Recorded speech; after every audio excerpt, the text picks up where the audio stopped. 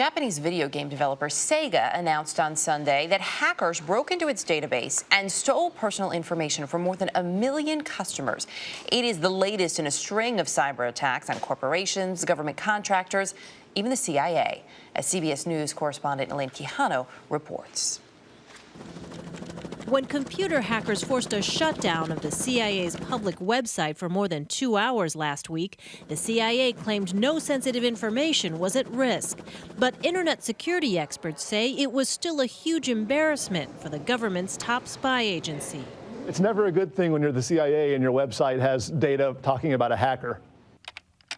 While the attack was deemed harmless, the same can't be said for the breach on government contractor Lockheed Martin last month.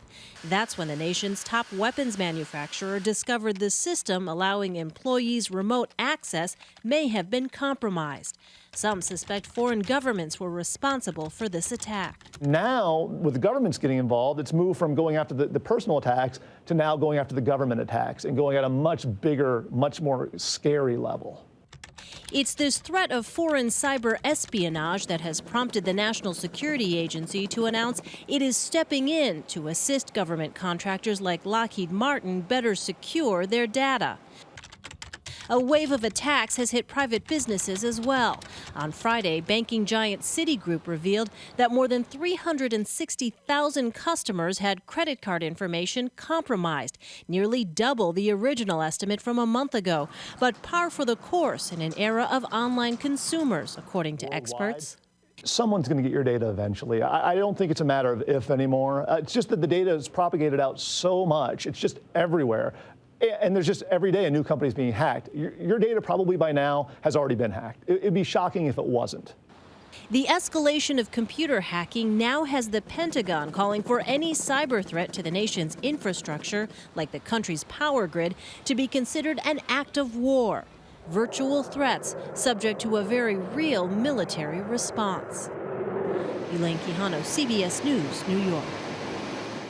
And joining us now is retired Navy Commander Peter Brookes, who's a National Security Fellow with the Heritage Foundation. Good to have you with us this morning. Elaine laid out those three sort of basic areas of threat here: the government, private businesses, and then also the infrastructure. As you look at those three areas, which is the most vulnerable?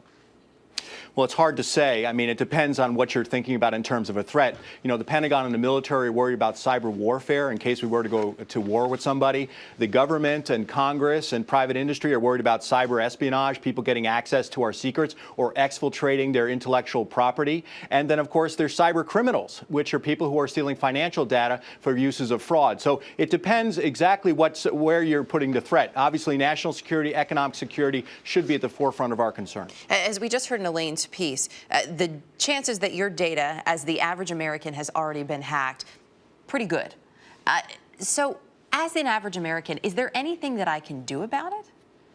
Well, of course, the companies that hold that data need to step up and take the necessary cybersecurity measures to protect your data. You should also be very careful. I mean, we have our virus protection software. People should take care of that and make sure that's looked at as well. But in some cases, we're even looking at government-private industry partnerships that will increase our cybersecurity. So critically important that everybody does what they need to do to protect your data and your private or your proprietary information. And what about moving forward, the idea of treating some of these hacks as an actual act of war? What would that mean?